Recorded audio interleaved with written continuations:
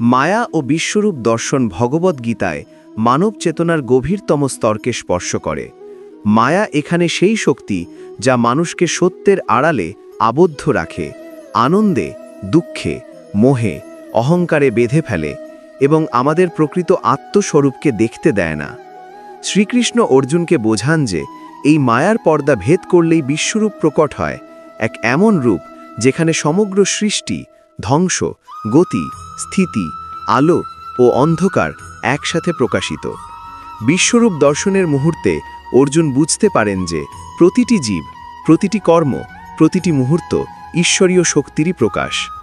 এই উপলব্ধি শেখায় পৃথিবীর সব কিছুই নশ্বর, কিন্তু সেই নশ্বরতার মধ্যেও রয়েছে চিরন্তন সত্যের ছোঁয়া, আর সেই সত্যকে উপলব্ধি করার পথই হল মায়ার সীমা অতিক্রম করে নিজের চেতনাকে ঈশ্বরের সঙ্গে একীভূত করা। মায়ার আবরণ ভেদ করার এই পথটি সহজ নয়, কারণ মায়া শুধু বাইরের দুনিয়ার বিভ্রম নয়, এটি আমাদের অভ্যন্তরেরও গভীর আসক্তি, আমাদের ইচ্ছা, ভয়, আকাঙ্ক্ষা, প্রত্যাশা, এমনকি নিজের সম্পর্কে আমাদের ভুল ধারণাগুলোকেও বাঁধিয়ে রাখে। ভগবদ্গীতা শেখায় যে জ্ঞান, ভক্তি ও কর্মের শুদ্ধতার মাধ্যমে এই মায়াকে জয় করা সম্ভব।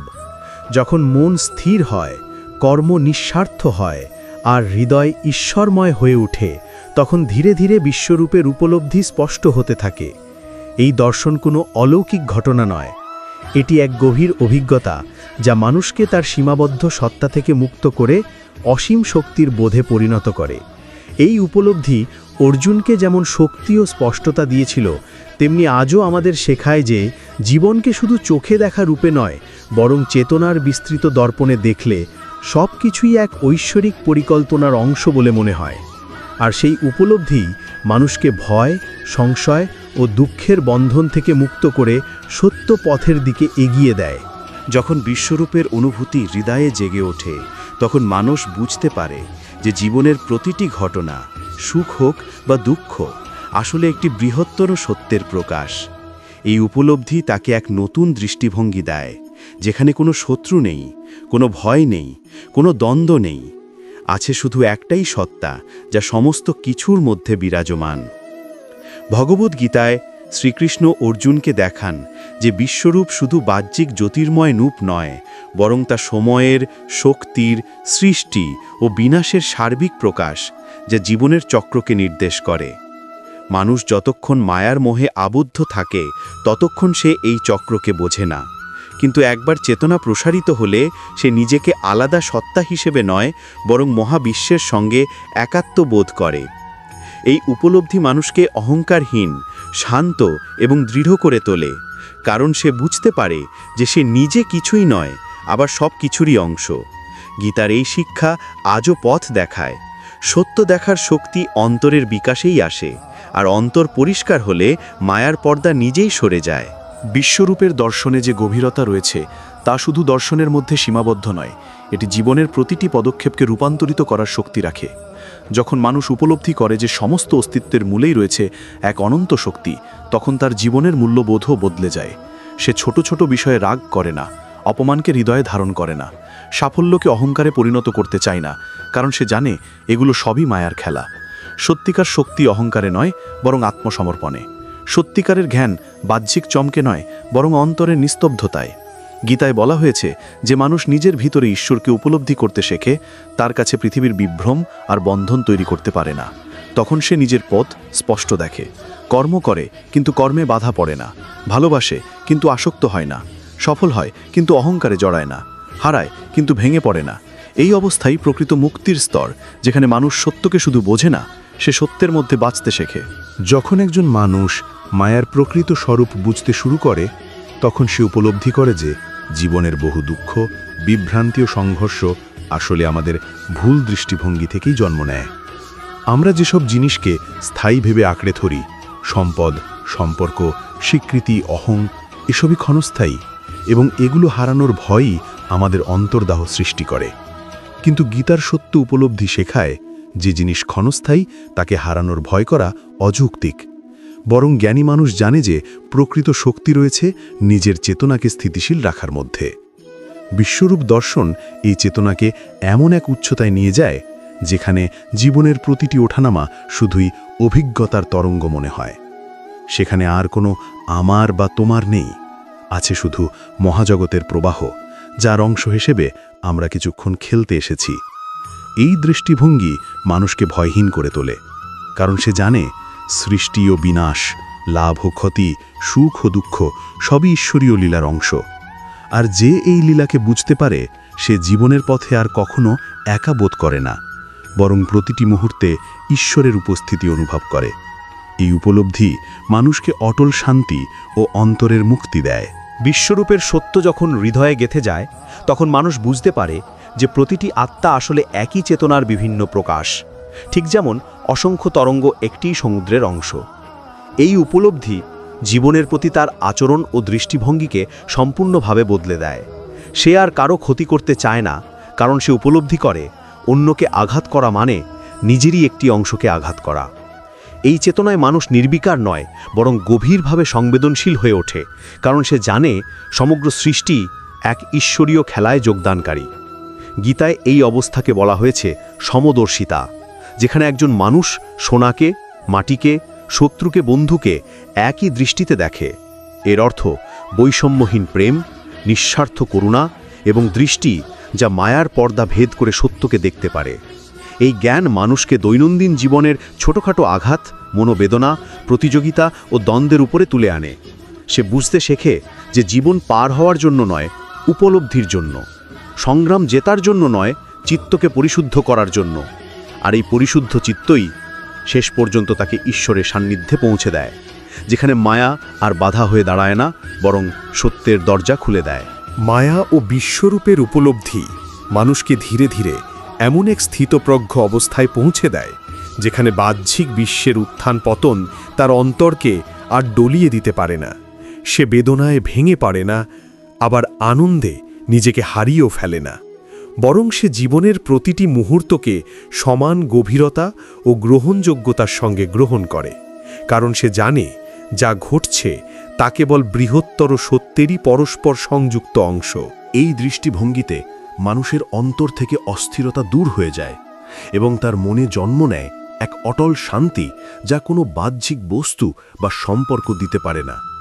গীতা শিখিয়েছে এমন মানুষদের হৃদয়েই সত্যিকারের ভক্তির বিকাশ ঘটে, ভক্তি যা চাওয়া পাওয়ার হিসেব ছাড়িয়ে উঠে নিঃস্বার্থ সমর্পণে পরিণত হয়। এই সমর্পণ দুর্বলতা নয়, বরং এটি সেই শক্তি যা মানুষকে অহংকার থেকে মুক্ত করে এক বিশাল চেতনার সঙ্গে যুক্ত করে। তখন সে অনুভব করতে শেখে, আমি নয়, তিনিই সবকিছু। এই উপলব্ধি মানুষের দৃষ্টিকে আলোয় পূর্ণ করে, যেখানে মায়ার অন্ধকার নিজে থেকেই বিলীন হয়ে যায়। আর এই আলোকিত চেতনার মধ্য দিয়েই মানুষ জীবনের প্রকৃত উদ্দেশ্য উপলব্ধি করে, নিজের সত্য স্বরূপকে জানা এবং সেই সত্যকে প্রতিটি কর্ম ও ভাবনায় প্রকাশ করা। যখন মানুষ সত্যস্বরূপ চেতনাকে অনুভব করতে শুরু করে, তখন তার কাছে পৃথিবী আর শুধু ভোগ বা বেঁচে থাকার জায়গা মনে হয় না, বরং এটি হয়ে ওঠে আত্মজাগরণের এক বিশাল বিদ্যালয়। প্রতিটি ঘটনা, প্রতিটি মানুষ, প্রতিটি সম্পর্ক তখন একটি পাঠ, যা ঈশ্বর নিজেই তাকে শেখাচ্ছেন। এই উপলব্ধি মানুষকে অভিযোগমুক্ত করে, কারণ সে বুঝতে পারে যে কঠিন মানুষরা জীবনে আসে, তারা আসলে আমাদের অন্তরের অন্ধকার দেখিয়ে দিতে সাহায্য করে, আর যে ভালো মানুষরা আসে তারা আলোকে আরও স্পষ্ট করে তোলে। এই দৃষ্টির পরিবর্তনেই মায়া দুর্বল হয়, কারণ মায়ার শক্তি কেবল সেই পর্যন্তই যতক্ষণ আমরা বাইরের ঘটনাকে চূড়ান্ত সত্য ভেবে বসে থাকি। কিন্তু যখন আমরা বুঝি যে প্রতিটি অভিজ্ঞতা আমাদের পরিশুদ্ধ করার জন্যই সাজানো, তখন দুঃখ আর শত্রুতা আপনিই শক্তিহীন হয়ে পড়ে। বিশ্বরূপ দর্শনের এই উপলব্ধি মানুষকে ক্রমে এমন এক স্বচ্ছতায় নিয়ে যায়, যেখানে তার হৃদয় নিজের মধ্যে ঈশ্বরের উপস্থিতিকে স্পষ্ট জ্ঞানে অনুভব করতে পারে।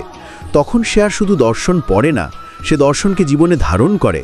তার কথা, তার আচরণ, তার দৃষ্টি সবকিছুতেই প্রকাশ পেতে থাকে এক অনাবিল শান্তি, করুণা ও নৈতিক দৃঢ়তা, যা মায়ার জটিলতা ভেদ করে সত্যের পথে এগিয়ে যেতে সাহায্য করে। এই অবস্থায় গীতার ভাষায় যোগস্থিতি, যেখানে মানুষ কর্ম করে কিন্তু কর্ম তাকে স্পর্শ করতে পারে না, যেখানে সে জগৎকে দেখে কিন্তু জগৎ আর তাকে আবদ্ধ করতে পারে না। এই জগস্থিত অবস্থায় পৌঁছালে মানুষ আর জীবনের প্রতিটি ঘটনার সঙ্গে যুদ্ধ করে না, বরং সে জীবনের স্রোতের সঙ্গে সঙ্গতি রেখে চলতে শেখে, কারণ তার ভেতর তখন জন্ম নেয় এক গভীর আস্থা, যেই যা ঘটছে তা ঈশ্বরের ইচ্ছাই ঘটছে, এবং প্রতিটি অভিজ্ঞতার পিছনে আছে কোনো না কোনো কল্যাণকর উদ্দেশ্য। এই আস্থা মানুষকে ভয়হীন করে তোলে। সে ভবিষ্যৎকে আঁকড়ে ধরে রাখতে চায় না, আবার অতীতের স্মৃতিতে নিজেকে ডুবিয়েও রাখে না, বরং সে বর্তমান মুহূর্তেই স্থির থাকে, কারণ সে জানে এই মুহূর্তেই ঈশ্বরের উপস্থিতি সবচেয়ে স্পষ্ট। গীতার ভাষায় এই অবস্থাই স্থিতপ্রজ্ঞতা, যেখানে মন ঝড়ের মাঝেও দ্বীপের শিখার মতো অটল থাকে। বিশ্বরূপ দর্শনের শিক্ষা তাকে জানায় যে ঈশ্বর কেবল মন্দিরে নন, তিনি প্রতিটি শ্বাসে, প্রতিটি রৌদ্রচ্ছায়ায়, প্রতিটি মানুষের চোখে, প্রতিটি পাতার শব্দে।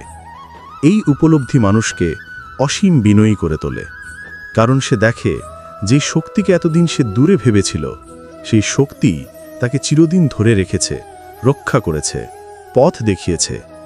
তখন সে আর ঈশ্বরকে খুঁজে বেড়ায় না, বরং ঈশ্বরকে অনুভব করে। এই অনুভবই মায়াকে ভেদ করে সত্য স্বরূপকে উদ্ভাসিত করে, আর মানুষের জীবন হয়ে ওঠে সত্য, শান্তি ও নৈতিকতার এক পূর্ণাঙ্গ যাত্রা। যতই মানুষ সত্যস্বরূপের কাছাকাছি পৌঁছাতে থাকে, ততই সে বুঝতে পারে যে জীবনের আসল রূপ কোনো বাহ্যিক সাজসজ্জার মধ্যে নেই, বরং রয়েছে অভ্যন্তরের নির্মলতায়। মায়া আমাদের যতক্ষণ বাইরে ব্যস্ত রাখে, ততক্ষণ আমরা নিজের ভিতরের অসীম শক্তিকে চিনতে পারি না। কিন্তু যখন ধ্যান, জ্ঞান ও ভক্তির আলো ধীরে ধীরে মনের অন্ধকার সরাতে শুরু করে, তখন মানুষের ভেতরেই উদ্ভাসিত হয় সেই ঈশ্বরীয় দীপ্তি, যা বিশ্বরূপ দর্শনের মূল সার। তখন সে উপলব্ধি করে ঈশ্বর কোনো দূরবর্তী শক্তি নন, তিনি প্রতিটি হৃদয়ের মধ্যে নিভৃত আলোর মতো লুকিয়ে আছেন। এই উপলব্ধি মানুষকে গভীরভাবে পরিবর্তিত করে, কারণ সে বুঝতে পারে যে নিজেকে জয় করাই আসল যুদ্ধ, আর নিজের মনকে জয় করাই সর্বশ্রেষ্ঠ বিজয়। অর্জুন যে অর্থে কুরুক্ষেত্রে লড়েছিলেন, একই যুদ্ধ আজও প্রতিটি মানুষের মনে চলে। সৎ ও অসৎ, আলো ও অন্ধকার, জ্ঞান ও অজ্ঞানতার সংঘর্ষ। বিশ্বরূপ দর্শনের শিক্ষা এই যুদ্ধকে জেতার সামর্থ্য দেয়, কারণ এটি মানুষকে তার অন্তর্নিহিত ঈশ্বরীয় শক্তির কথা স্মরণ করিয়ে দেয়। আর যে মুহূর্তে মানুষ বিশ্বাস করতে শেখে, আমি শুধু দেহ নই, আমি সেই চেতনারই অংশ, সেই মুহূর্তে মায়ার বন্ধন এক একে খুলতে থাকে, আর মানুষ সেই অসীম স্বাধীনতা অনুভব করতে পারে, যা গীতার শেষ কথার মতোই বলে, শরণাগতি ও জ্ঞানী মুক্তির পথ। যখন মানুষ উপলব্ধি করে যে সে শুধু দেহ বা মন নয়, বরং এক চিরন্তন চেতনার অংশ, তখন তার জীবনের দৃষ্টিভঙ্গি সম্পূর্ণ বদলে যায়। সে বুঝতে পারে যতদিন পর্যন্ত সে নিজেকে দেহের সীমায় আবদ্ধ রাখবে, ততদিন মায়া তার উপর কর্তৃত্ব করবে। কিন্তু যতই সে নিজের চেতনাকে প্রসারিত করবে, ততই মায়ার প্রভাব ক্ষীণ হতে থাকবে। গীতার শিক্ষা বলে, আত্মজ্ঞানী হল সেই আলো যা অজ্ঞানতার অন্ধকার সরিয়ে সত্যকে প্রকাশ করে, এবং এই সত্য উপলব্ধির পরে মানুষের জীবনে জন্ম নেয় এক গভীর স্বাধীনতা, যেখানে তাকে আর কোনো অবস্থায় বন্দী করে রাখতে পারে না। না প্রশংসা, না নিন্দা, না সাফল্য, না ব্যর্থতা, কিছুই তার অন্তরকে আলোড়িত করতে পারে না, কারণ সে জানে সবই ক্ষণস্থায়ী, আর সত্যস্বরূপই একমাত্র স্থায়ী। এই অবস্থায় মানুষ কেবল নিজের মুক্তির জন্য বাঁচে না, বরং সে নিজের আলো অন্যের মধ্যেও ছড়িয়ে দিতে চায়। তার আচরণে বিনয়, তার কথায় শান্তি, এবং তার দৃষ্টিতে করুণা প্রবাহিত হয়, কারণ সে উপলব্ধি করে প্রতিটি জীবই সেই ঈশ্বরীয় সত্তারই অংশ। এই দৃষ্টি মানুষকে সত্যিকারের সেবা, সত্যিকারের ভালোবাসা ও সত্যিকারের মানবিকতার পথে নিয়ে যায়। বিশ্বরূপ দর্শনের শিক্ষা শেষ পর্যন্ত মানুষকে বোঝায়, এই বিশ্ব কেবল দেখার বস্তু নয়, এটি অনুভবের ক্ষেত্র, আর ঈশ্বর কেবল পূজার নয়, তিনি প্রত্যক্ষ অভিজ্ঞতার। যে এই অভিজ্ঞতা অর্জন করে, তার জীবন হয়ে ওঠে আলোকিত, শান্ত ও উদ্দেশ্যপূর্ণ, যেখানে মায়া পরাজিত হয় এবং সত্যই তার জীবনের পথপ্রদর্শক হয়ে ওঠে। বিশ্বরূপের অভিজ্ঞতা মানুষকে এমন এক উপলব্ধির দ্বার খুলে দেয়, যেখানে সে বুঝতে পারে জীবন কোনো বিচ্ছিন্ন ঘটনা নয়। প্রতিটি শ্বাস, প্রতিটি চলন, প্রতিটি ঘটনা এক বিশাল মহাজাগতিক সুরের অংশ। এই সুরের গভীরতা বোঝার জন্য প্রয়োজন এক নিস্পৃহ মন, যে মন বাহ্যিক সংঘর্ষ নয়, অভ্যন্তরের নীরবতা শুনতে পারে। ভগবদ্গীতা বারবার মনে করিয়ে দেয়, যে ব্যক্তি নিজের অন্তরকে শান্ত করতে পারেন, তিনি ঈশ্বরের কণ্ঠস্বরকে শুনতে সক্ষম হন। আর এই কণ্ঠস্বর কোনো শব্দ নয়, এটি হলো এক গভীর অনুভব যা বলে দেয়, তুমি একা নও, তুমি আলাদা নও, তুমি কখনো পরাজিতও নও। এই উপলব্ধি মানুষকে শক্তির নতুন মাত্রায় নিয়ে যায়, যেখানে ভয়, সন্দেহ এবং হতাশা আর মনকে দখল করতে পারে না। কারণ সে জানে জীবনে যা আসে তা একটি বিশাল উদ্দেশ্যের অংশ, যা তাকে আরও পরিপূর্ণ, আরও আলোকিত করে তুলতে চায়। বিশ্বরূপ দর্শনের এই অভিজ্ঞতা মানুষকে মৃত্যুকেও ভয় করতে দেয় না, কারণ সে বুঝতে পারে দেহের পরিবর্তন মৃত্যু নয়, এটি শুধু এক রূপান্তর, যেমন নদীর জল কেবল প্রবাহ বদলায়, অস্তিত্ব নয়। ফলে তার জীবন হয়ে ওঠে নির্ভীক, দায়িত্বপরায়ণ এবং পূর্ণ সমর্পণের পথ। সে তখন আর বাহ্যিক জয়ের জন্য লড়ে না, বরং নিজের ভেতরের আলোকে জাগানোর জন্য পথ চলে। তার জীবন ধীরে ধীরে এক চলমান প্রার্থনায় পরিণত হয়, যেখানে প্রতিটি পদক্ষেপই ঈশ্বরের প্রতি কৃতজ্ঞতা আর প্রতিটি কর্মই সত্যের প্রতি অবিচল অঙ্গীকার। বিশ্বরূপের জ্ঞান যখন ধীরে ধীরে মানুষের অন্তরে শেকড় ছড়িয়ে দেয়, তখন তার জীবনের উদ্দেশ্যও নতুন রূপ নিতে শুরু করে। সে আর নিজে কেন্দ্র করে পৃথিবীকে দেখতে চায় না, বরং সে পৃথিবীর সঙ্গে নিজের সম্পর্ককে গভীর ও সার্থকভাবে উপলব্ধি করে। এই উপলব্ধি তাকে শেখায়, জীবন কোনো প্রতিযোগিতা নয়, এটি এক সম্মিলিত যাত্রা, যেখানে প্রতিটি মানুষের ভূমিকা গুরুত্বপূর্ণ, প্রতিটি ঘটনার অর্থ আছে এবং প্রতিটি মুহূর্তের পেছনে লুকানো রয়েছে শিক্ষার আলো। গীতা বারবার বলে, যে ব্যক্তি বিশ্বরূপের দৃষ্টি অর্জন করে সে আর নিজের স্বার্থের জন্য কাজ করে না, তার কর্ম হয়ে ওঠে কল্যাণের জন্য, শান্তির জন্য, সত্য প্রতিষ্ঠার জন্য।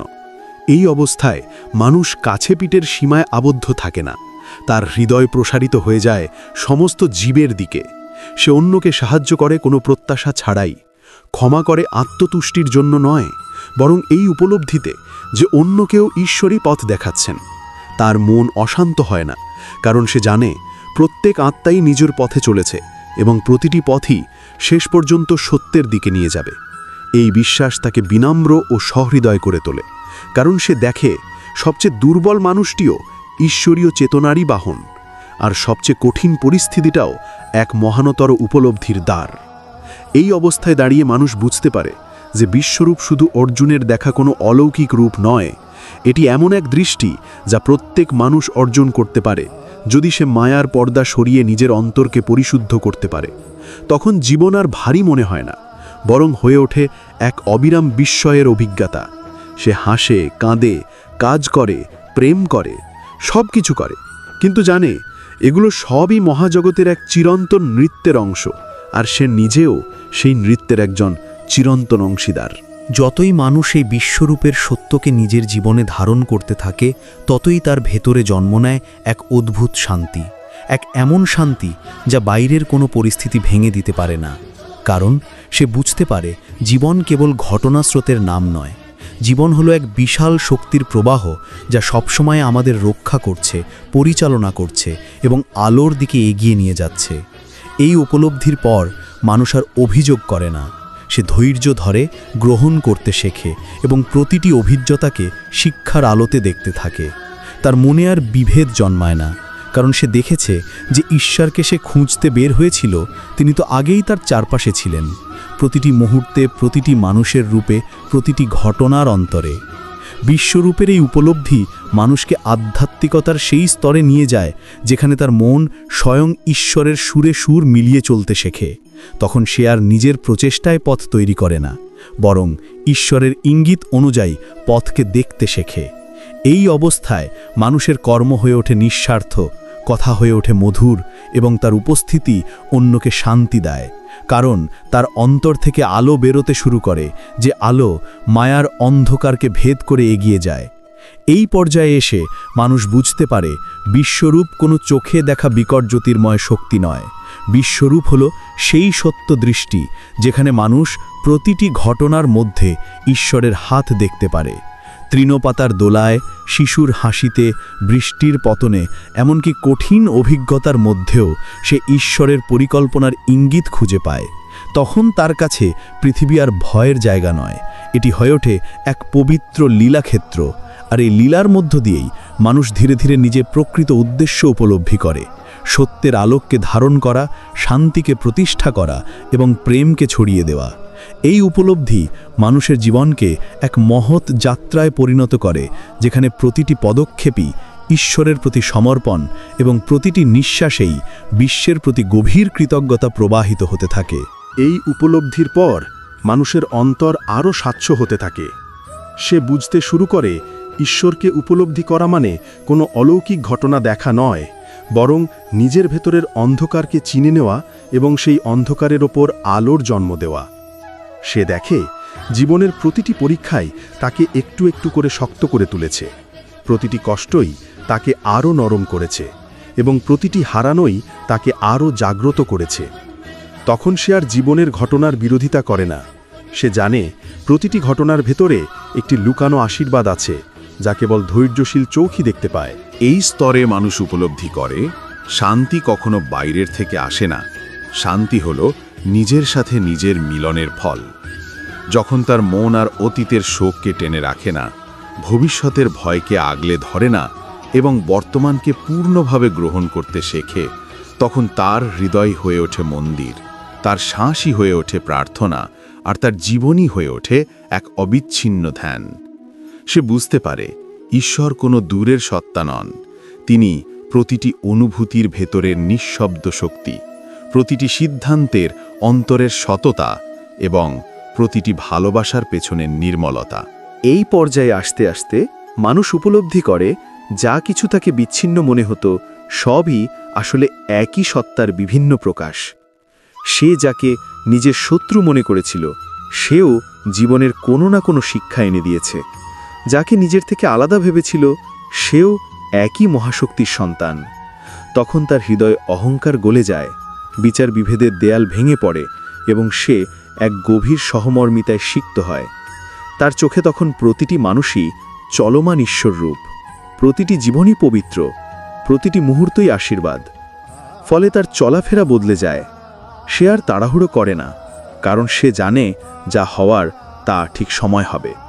সে আর নিজের ইচ্ছাকে জোর করে চাপায় না, কারণ সে বিশ্বাস করে মহাশক্তির পরিকল্পনা তার নিজের পরিকল্পনার চেয়ে বহু গভীর। সে শুধু সচেতন থাকে, সত্যনিষ্ঠ থাকে আর জীবনের স্রোতের প্রতি সম্পূর্ণ আস্থা রাখে। এই আস্থা তাকে এমন এক শান্তির দিকে নিয়ে যায় যা কোনো পরিস্থিতি ভেঙে দিতে পারে না, কোনো দুঃখ কমিয়ে দিতে পারে না, কারণ সে তখন জানে সে আর একা নয়, সে স্রষ্টার সুরের সাথে সুর মিলিয়ে চলছে।